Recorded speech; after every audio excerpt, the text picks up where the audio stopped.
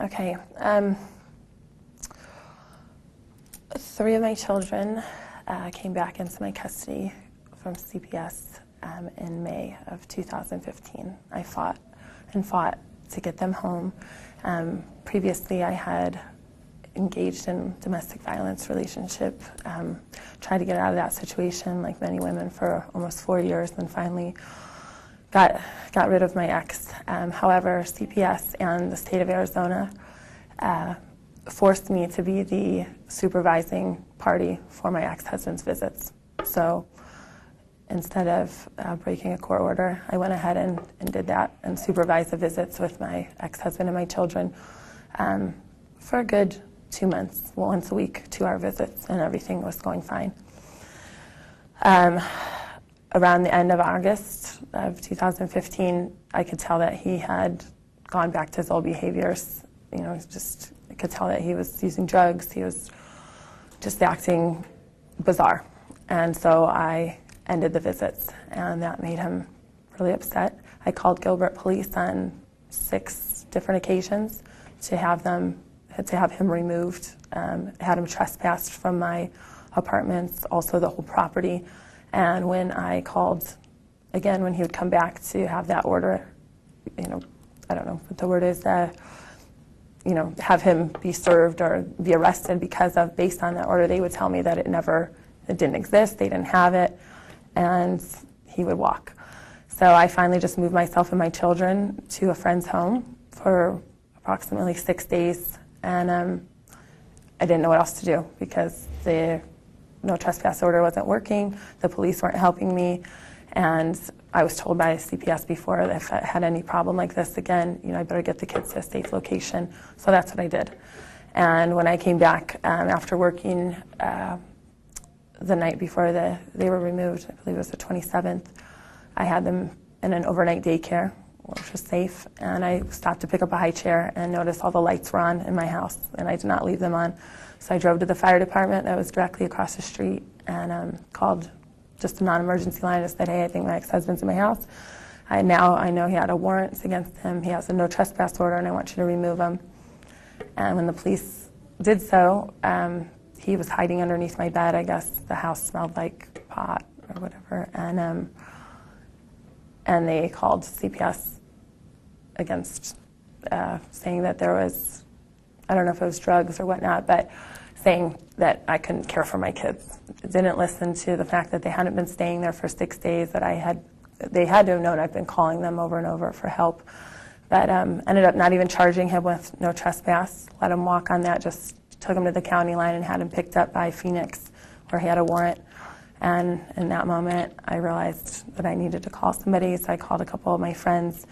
They came and took the kids, asked me to go down for a drug test, which I said, no problem, I'll do that.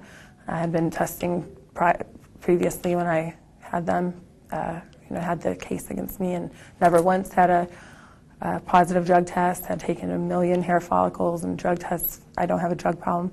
Went and took it thinking, okay, I'll get my kids back tomorrow.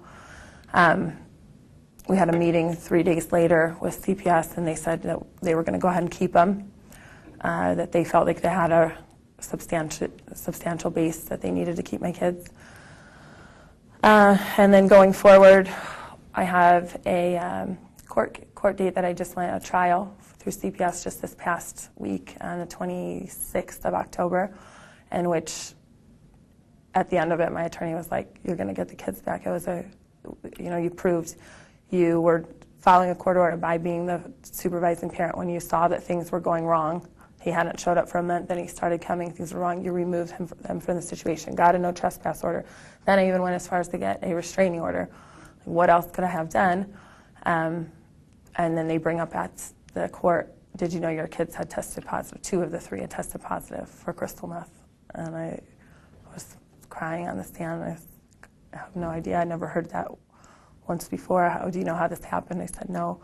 Well, did you know that you tested positive as well?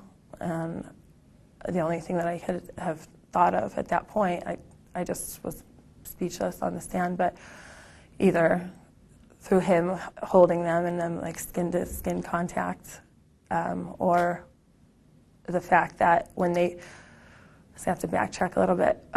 He'd also got arrested for punching me in the face and stealing my vehicle on August 30th after the kids had been removed.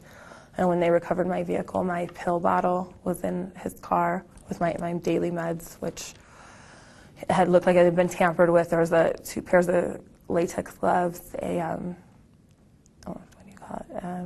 tweezers. Some of them had been unscrewed. There was like white substance, so the Gilbert Police Department inventoried that and had us like pour out all of our food, anything liquid in the house. In 2013, he had been accused of tampering with my coffee with medication. So we did that, and that's, looking back, that's the only thing I can think of is why I or the children could have tested positive, because none of us, I've never allowed him to use drugs around me or the kids. I don't use drugs. The kids clearly don't use drugs. Do you think it was your ex-husband? It has to be, yeah. How come it has to be? Unless somebody, like at the daycare, because my doctor described to me that drug, specifically if you touch somebody that has ingested it, it can come through your skin. I'm not accusing the daycare that I go to, they were great, but if the 2 little ones are the only ones that tested positive, they're the ones that are held and rocked and things, if somebody there, but other than that, there's nobody that really is that close to my children. That sounds a certain kind of way. Absolutely. It doesn't sound necessarily very believable. Do you have any proof of that? My ex-husband brushed up against my kids. Well, the fact that the drugs, there was, my medication in a baggie in his car, in my vehicle, that was then stolen and found recovered at the repo yard with that in it. If I hadn't found that, I wouldn't even, other than him like holding them, I wouldn't have thought anything. But the fact that he had taken apart my medication and then it still hasn't come back, as far as I know, from the lab to be tested one way or the other. But in this incident where DCS came in or Child Protective Services, I guess they are now, when they took the children, that was back in August? Yeah, so it's taken them now 2.5 months to even charge me.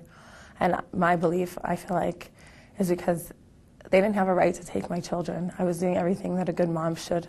And when we got to court and it was proved that way, my kids were about to be returned to me. And so with this new case that just came yesterday, I just got arrested. They've known where I lived this whole time. I live around the corner from the police department. I even went as far as getting a new home with a protected address.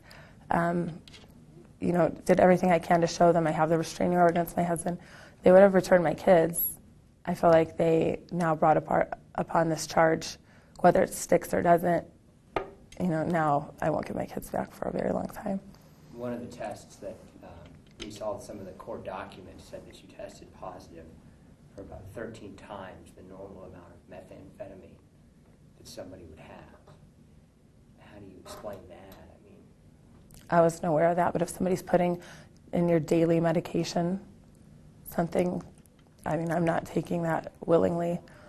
You know what I mean? I can't explain that, and that was never brought to my attention. I haven't seen any of that. It was in some of the court documents that we necessarily got from the jail and the sheriff's office. That's pretty standard. Like if we make a public records request, they release it. Charging affidavit is usually what it's called. When you heard this news that 2 of your children, was the 3-year-old and the 11-month-old? Yeah. What was your reaction to that? I was in tears first, and I was really angry after that. How come? What do you mean? Because I'm responsible for those kids. Those are my babies, And I think I'm doing such a good job, taking care of them, and I'm just angry because I don't know how that happened. And if my ex-husband was, I don't know, I just want somebody to be held accountable. And I'm sitting here, and they're now in, DCS custody. I was seeing them 2 2-hour visits every week, and they're just babies, It's got to have been hard. It's been awful. It's been awful. to work so hard to get them home. I mean, I dealt with this for almost 18 months prior to having them come home. And I got a new apartment, got a good job, got, everything situated in my life. Just to have them, for 120 days and then take it away. I would never do anything to hurt my kids.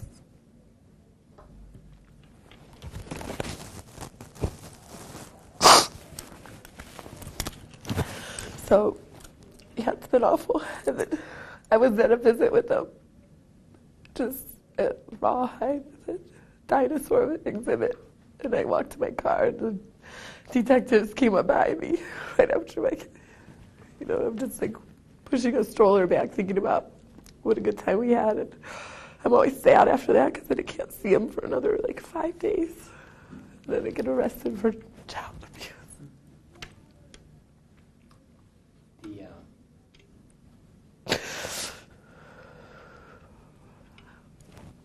I went as far as calling the Dr. Phil show because Gilbert police weren't helping me to get him out of my life.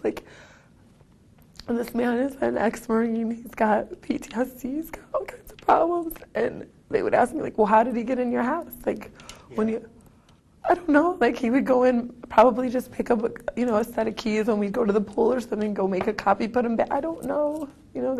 I would get so frustrated because I'm my mind doesn't work like that. It's so sneaky, Yeah.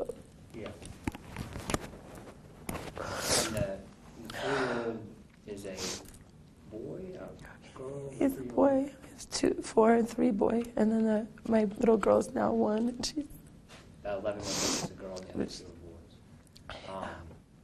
Have you been able to talk to him or anything like that since this? No. Have you met with CPS, anything like that? No, I got arrested and I have a visit tomorrow. I'm probably not going to be able to get there. I don't even know if my parent aide will know where I'm at. I've never not showed up for a visit because that's what they look forward to at the end of their visits. They ask me how many sleeps till we see you again. One of the things that's in the police report that we got, and I'm using the word police report, but it doesn't necessarily mean it came from the police. It might be from the sheriff's office. They said that you missed 2 meetings around the 10:26 and then 11:02. No, and that upset me so much too at that. I brought that up to the detective. Detective Soderman just got into my life. That's who came and arrested me. She's a female. On whatever the date was, the 7th.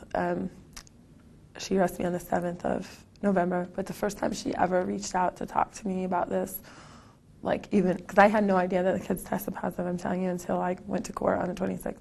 So it was on the 22nd, she called me and said, of October, hey, I just have a couple questions for you. Left me a message on my voicemail, and I called her back. She said, can you come into the office today or tomorrow? And I said, well, I can come in tomorrow about noon. I was like, what is this about? And she goes, oh, just a witness, as in giving us some information about how the kids came into care. Well, I had been working with Officer Perez. He's the domestic violence officer. I met with him probably on 20 different occasions, brought him paperwork, helped him to charge my ex-husband with the aggravated assault, aggravated motor vehicle theft, told him everything I knew. So I guess I assumed they were working together. I was like, everything I have told Officer Perez, he hasn't shared with you. And she's like, I just have a couple more questions. So I hung up and I talked to him, and then I talked to my attorney, and he said, well, if you want me to come with you, I have to ask you for a retainer. I don't know what it's about, but I wouldn't advise going down to any questioning without an attorney. So I'm kind of hesitant of sitting here, but I just really feel like I don't have anything to hide. I want some help. I don't feel like DCS is being fair, and I feel like the Gilbert Police Department really failed me, and this wouldn't have happened to my kids at all had they stepped in and removed both of us, got my ex-husband out of there and got me somewhere safe with the kids sooner. But anyway, I called her at 11:30, the day after our appointment was at noon, and I just said, hey, I was advised by an attorney not to come in until I had a retainer. I will get that together, but I probably won't be able to have it for another, like, that's $1,500. I just moved into a new place. You know, I came up with almost $3,000 to move and get a new place safe for my kids where my ex-husband doesn't know where I live. So can you understand? She goes, okay, sure, just give me a call when you have that money. And that was the last I heard until she came and put handcuffs on me. So when I went to court and they said, did you know that the detective is saying you're not cooperating? I was like, of course I am. I just needed to reschedule, which I called plenty of time beforehand. And I had been down to the Gilbert Police Department, like I said, on 20 different occasions cooperating. So, and I had no idea what was going on anyway, so it's not like I could be trying to elude them when I wasn't even made aware of